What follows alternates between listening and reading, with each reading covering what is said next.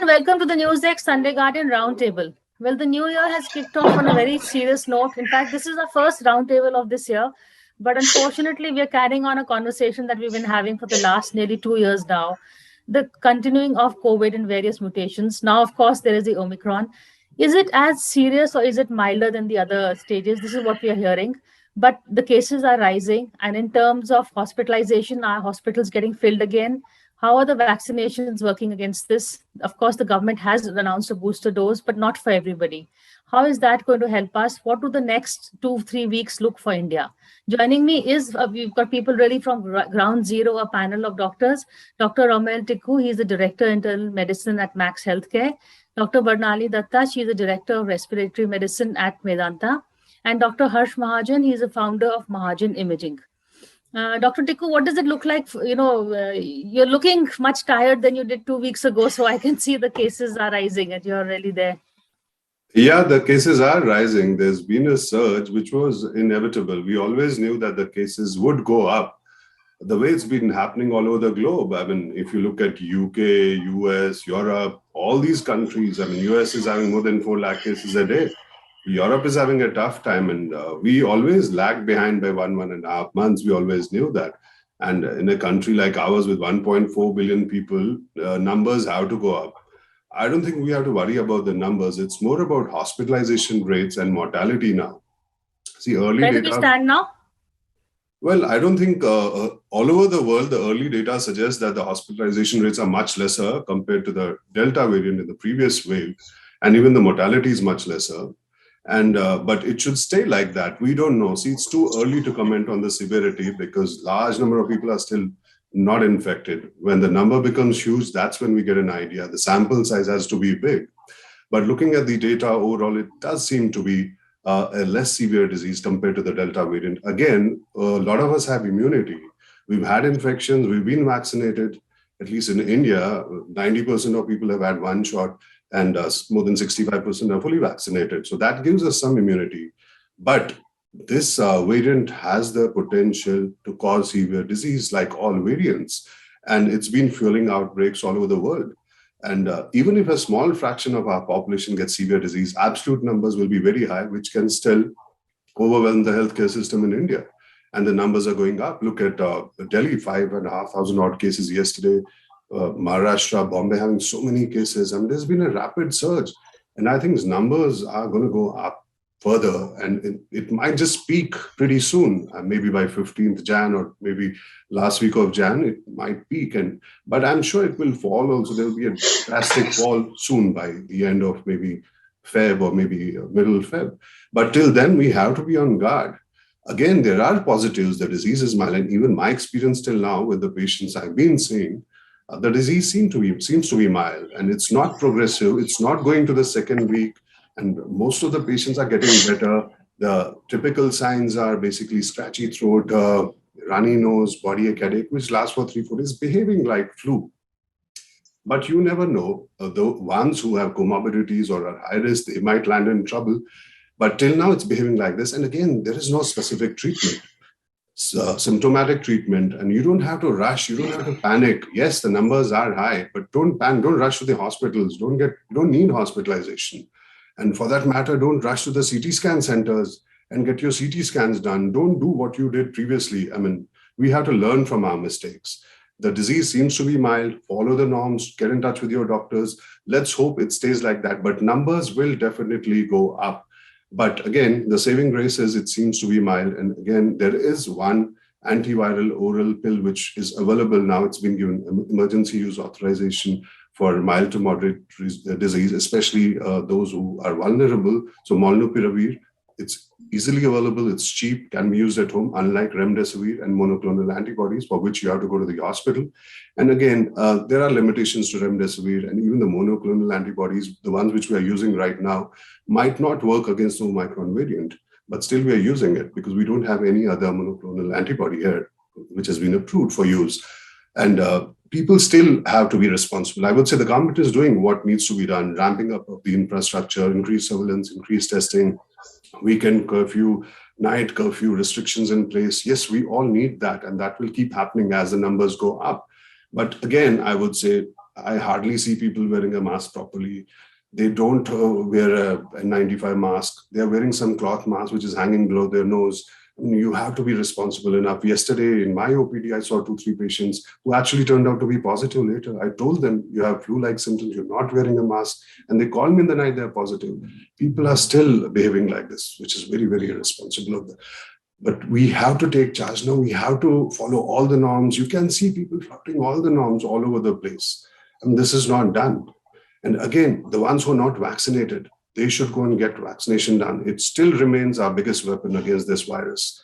And the children are also getting vaccinated. We have more than 40 lakh children who got their first shot, 15 to 18 age group yesterday. And soon the healthcare workers, the frontline workers, the vulnerable population above 60 will get boosted. There's a lot of positives, but again, we have to keep our fingers crossed. We have to hope that the virus stays like this, the disease stays mild. But again, there is a huge risk given the fact that it's highly transmissible and has a huge potential for immune evasion. There are lots of breakthrough cases happening, lots of reinfections happening. So we have to deal with it. And there will be some section of the population which can have severe disease, and it has a potential to overwhelm the healthcare system. So don't get complacent. Yeah, don't get complacent. Don't get complacent. Dr. Barnali, what has your experience been so far? I think it will mirror Dr. Tikku's, but anything that you have to add? What are the hospital cases rising? What is happening there? Yeah, no, I agree. It's not dissimilar to what Dr. Tikku just said. And in the last 1 week, from seeing not much at all and just hearing a grumbling kind of thing, it's suddenly kind of all of us suddenly have many patients over teleconsultation with COVID, with proven COVID essentially. So definitely there is a surge. Hospitalization, no, but that is going to lag behind. We know that as the numbers crank up, we know that we will also see hospitalizations. I think Dr. Tikku rightly said it. So far, what we've seen, it has been largely a mild illness. It has been, upper respiratory tract with just sore throat and a bit of headache and the usual viral kind of thing. Very short-lived, 5 days, and that's encouraging. But again, these are the younger people, the people without comorbidities, and as soon as we go into the age group which is more vulnerable and with comorbidities, we may see a different kind of disease. We have already opened a ward, and that has that is steadily filling up. So I think again within the next couple of weeks we will see the full-on impact on the hospital as well. I mean, what has been seen the world around is that the pressure on healthcare service has not been because of illness, not because of the sickness of patients, but because of people, the staff having to isolate. And that, I think, is what is affecting not just healthcare, but education and everything else, because, everybody's getting the virus at the same time, and then everybody's having to go on isolation. But as you've seen, isolation periods the world over have been condensed from 10 days to 5 days in US and to 7 days in UK. And these are just means to prevent paralysis of the activities of the nation actually. So while we understand these things about the Omicron, that yes, hopefully it will be a milder one, it will restrict itself to the upper respiratory tract, and I think both data that's there as well as animal experiments do show that it does not have a propensity to go to the lungs, but time will tell us in greater kind of accuracy what it'll be. But again, vital to carry on with our guards and vaccine. Whether the vaccines work specifically against Omicron or not does not matter. Are still the vaccines, the boosters is what we rely on to kind of give us that kind of immune response when we do get the infection, as well as the additional memory T cells which we have got from our natural infections, from vaccine induced. So these are the barriers to the Omicron actually getting a strong foothold and causing severe disease. So I think whatever has built up in our systems over the last 2 years hopefully will protect us to some extent from this virus. But there is absolutely no need for us to be complacent. Yeah, optimistic, yes, but not complacent. And we continue to just keep a kind of very close watch on things, as medically we are doing, but the entire population as well, and take all the precautions. And I think Dr. Tikku was right that I think there's a huge amount of human fatigue now, at every level, and people are they've just given up, and it's like, will this never end? And that is again understandable, but that ultimately, that is all we can do to avoid this, rampant spread of the virus, to take these very basic precautions of not going out and staying in and masking, and what we have, known from day one, and then vaccination and boosters, of course. We have the vaccination man here also, Dr. Mahajan. You've also been going on talking a lot about genome testing also, because do we know that what people have is the Omicron and not the Delta variant lingering over?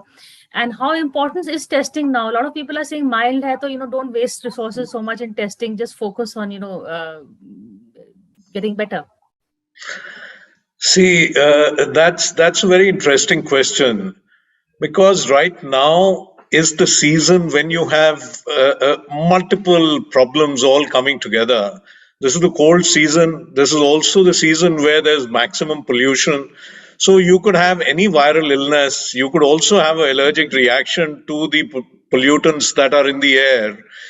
But considering the fact that Omicron is so very more infectious, and that you could give it to your family members, you could give it to those in office, your workers, and also the fact that even though, as has been said by both Dr. Barnali as well as Dr. Tiku, this is seeming to be a mild disease, even then, it would be useful to know whether you have COVID or not.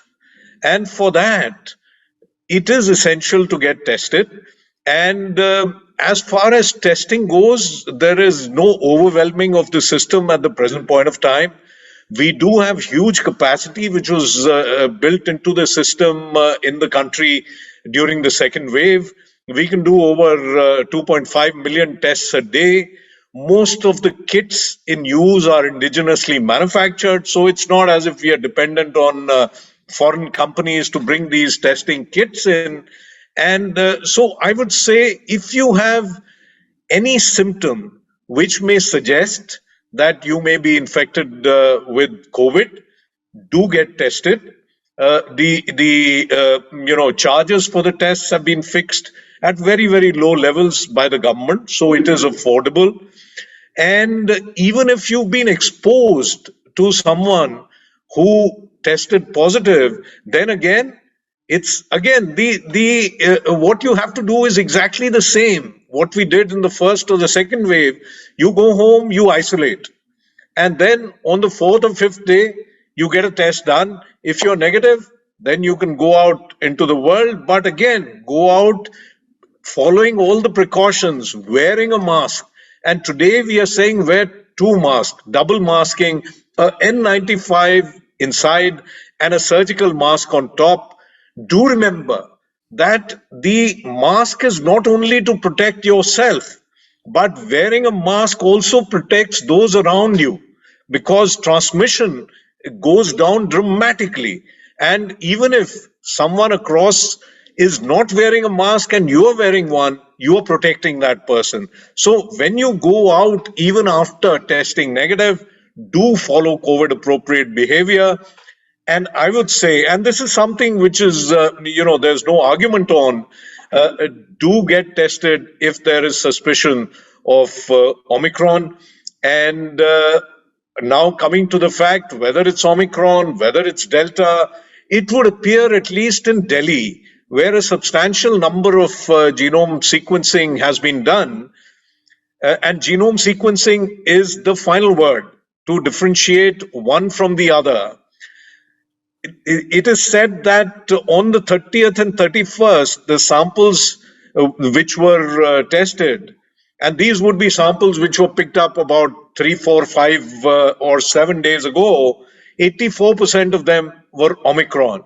And this is the only absolute and correct method of picking up whether it's Omicron or it's Delta.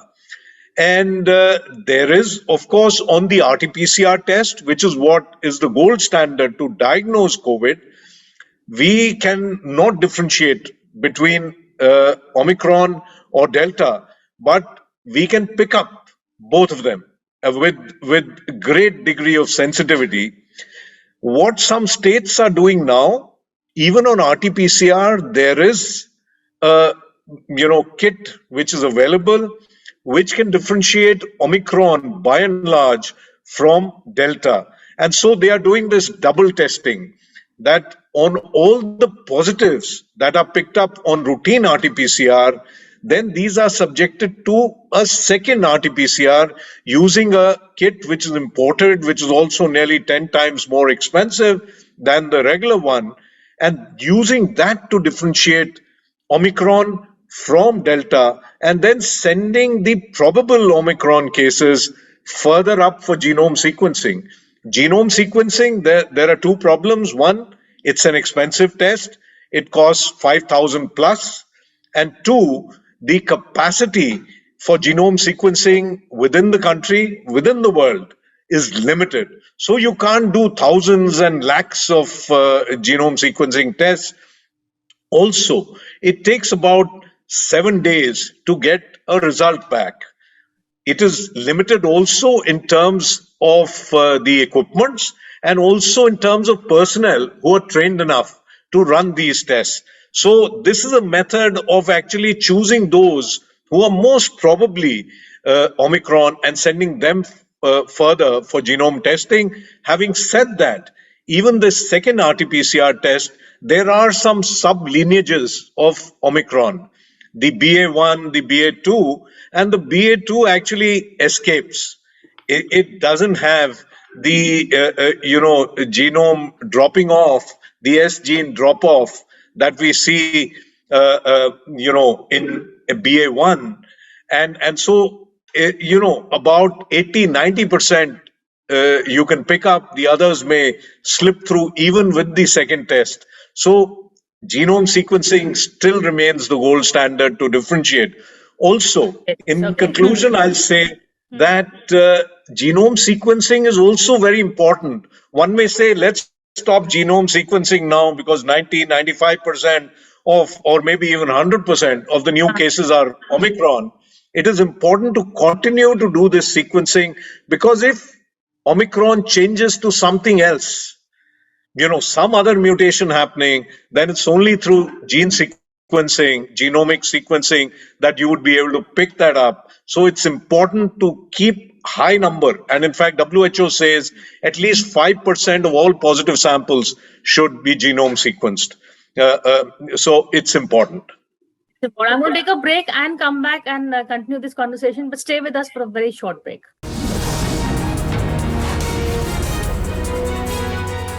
Dr. Tiku, there's also an argument that, this, since it's so mild, Omicron, that it's also a natural vaccination. A lot of people are saying that this is actually better than the vaccination. So as a doctor, I know this is your worst nightmare, everybody getting Omicron. But is there any sense to that argument? Well, there is some sense in it, in the sense that if it's a mild variant and majority of the population gets infected, yes, you'll achieve herd immunity. You achieve herd immunity only when majority of the population gets either infected or gets vaccinated. So it might eventually happen at some point, and let's hope that this particular variant helps us to reach herd immunity. But again, having said that, you never know how this will unfold in the next few months or weeks. And if the disease becomes more severe in the vulnerable population, it might end up creating problems. See, you might have a mild disease, you are young or you're vaccinated, but what about the unvaccinated lot? What about the elderly? And when you go back home, you give it to your parents, you give it to your grandparents. So in that sense, all variants have a potential to create trouble. So fortunately for us, as we've been discussing, this variant is not giving us much trouble till now. But yes, if large number of people get infected pretty fast and there's a rapid surge, it peaks by mid-Jan and then the numbers start falling by mid-Feb, the numbers eventually go down and it's end of this particular wave. Yes, majority of the population, I'm sure, will get infected with this mild variant. They'll be immune the way previously we've seen in the Delta wave in Bombay or in Delhi. Majority of the population got infected and there was more than 90% seroprevalence. And that's why cases started dropping. That eventually has to happen, but it's too early to comment on that. We never know. There might be further variants. I was reading about some variant in France. I mean, that has multiple mutations. Now, we don't know how that's going to behave and that will it spread, not spread? How virulent is it? only the coming few days, months will tell us. We are still dealing with Omicron and Delta. I mean, there is a long way to go. But yes, I think another 1 year we'll have to deal with this disease, and we'll have to keep doing what we are doing. I mean, it's not dead and gone. It's not done and dusted yet. There's a long way to go, and I'm still reiterating that we have to be very, very vigilant. Don't dismiss it off as a mild strain. Don't do that. It can still give us trouble, and we have to be vigilant. Keep wearing your masks and get vaccinated, and hopefully at some point we will get rid of this virus. Till then, we'll have to be on guard. And we all doctors have been struggling last 1 week, 2 weeks again with the surge in the numbers and so many video consults. We get so tired. We're doing it late in the night, 1 o'clock, 2 o'clock. There's so many phone calls. We're all dealing with it. And the citizens of this country also have to contribute. They have to do their bit. We are doing it. The government is doing it. So everyone has to be responsible. All of us have to contribute. And let's hope we get rid of it sooner than later. But as of now, I think things will get worse before they start getting better. Pretty somber note, but I think he's calling it as it is. Dr. Bernali, also, COVID, where are we on long COVID? And, people, we say it's largely a respiratory disease, but there have been some neurological impact of COVID also. So how would you look at that? So going back to the Delta wave was, I think that was the most severe disease that we encountered, up till now. On a kind of world statistics, we are yet to have our own experience on Omicron, but going with the Alpha and then the Delta, that was quite severe. And we had the acute COVID settled, and then we had a epidemic of lung fibrosis and, the black fungus, the mucormycosis, and there was a plethora of those. And yes, neurological problems. There was a lot of peripheral neuropathy. A lot of people had this syndrome called Guillain-Barré syndrome, which is where the nerves get affected, from the legs upwards, and causing, and that is of course a much more severe form of it. But a lot of people had, especially the ones who were severely unwell, a prolonged ICU stay on the ventilator. There is something called critical care neuropathy as well, where you again develop nerve illness, wasting of muscles. And overall, it was a very debilitating disease for those who had severe illness, who had a very protracted course, especially in the ICU. And the ones who survived, in all fairness, over months, they did recover. Going back to baseline, how they used to be pre-illness is a different matter. But yes, just very slowly over this 6 months that we've been following them up, there has been improvement, especially for the young ones. I think the ones who survived were the younger ones. So therefore, gradually with time. Long COVID again has many other implications. Long COVID often is not associated necessarily with severity of illness. It can be even mild illness, but they have just a prolonged kind of fatigue, prolonged feeling of not being able to get back to their routines, get back to what they used to be like, associated again with a lot of mental mental ill health, essentially mental illness, a lot of depression, a lot of low mood. So it was such a conundrum of problems that we saw at that time, related to lung, related to other organs, like you rightly pointed out, nerves, muscles, of depression, and this fatigue that was referred to as long COVID, which went on for months, even a year, and possibly more. Where people just weren't recovering. And these are difficult problems for a clinician to cure, because maybe there isn't a real cure for it. Maybe it's something that one just has to follow up, and eventually, when the mind is, everybody's still in the throes of this pandemic. We are not out of it, and all of us, sort of, every time there's a wave, we all go right down. You feel so weighed down by the state of everything. And that doesn't help recovery, I'm sure. So there are different things. There is medication to some extent, vitamin boost. There is lifestyle. There is exercise, physiotherapy, meditation. So I think it's seeking all these other things rather than just medical pills, which I don't think will necessarily improve this. But it's just getting your equilibrium back in a very slow and slow manner, essentially. So we were just about getting out of the post-Delta, impact. And now, of course, we have we're bracing up to deal with this. Which is why I want to bring in Dr. Mahajan on the vaccinations thing. Do we mix and match? Where we've said that the government has said Covaxin, but what about people who've already taken Covaxin? Do they take a third Covaxin? They take a Covishield? That is what the policy of the government is, that you take the same vaccine that you took the first 2 shots of. And, we'll have to accept that. Of course, data from around the world does suggest that when you mix vaccines, then you get a more robust immune response.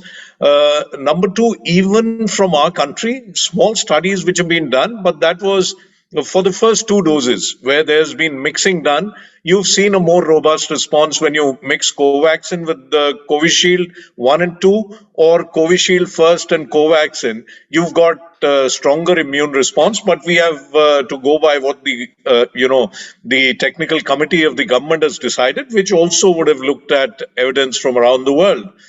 Now, one short point I want to take on what Dr. Tikku described about this notion that let's get infected. This is like a breeze and not a storm, and we will have herd immunity and things will be over. My question, I think he disagreed. Yeah. Dr. Tikku very rightly said that, right now it's only the younger lot who are getting infected.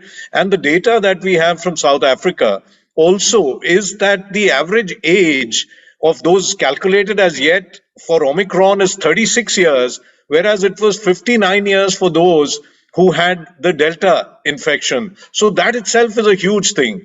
Secondly, those with comorbidities in Omicron, it's about 23%. Those who had Delta was 53%. So what happens when Omicron actually affects the elderly and also affects those with comorbidities? That we still, at least in our country, we need to see. And even in South Africa, they have to analyze data. Thirdly, we don't know whether Omicron infection, even mild, may lead to long COVID, which we will only come to know in the weeks and months to come. Thirdly, every new infection is a risk for further mutation. So if we have lakhs of people getting infected, as they are in the US or in England on a daily basis, the chance of getting further mutation and something more hazardous kind of virus coming up, you cannot rule that out. Dr. Tikku has alluded to the French, 12 cases which have been diagnosed in south of France, where they still don't know. It's a different, they've called it IHU after the institution where they were, discovered. And we still need to know whether they are more infectious, more virulent, whether they will overtake Omicron or not. It seems unlikely because Omicron is very, very infectious. But then the higher the infections, the higher the chance of mutations, the higher the chance of something going wrong. So we need to be very, very cautious. And I would say we need to prevent infections. We need to be very careful, follow COVID appropriate behavior, do double masking. N95 is uniformly and universally available in our country. Kindly use that. On that very somber note, I wish you all a happy new year and a healthy new year, I think is the new word. But thank you for this very important conversation. Thank you so much. Thank you. Thank you.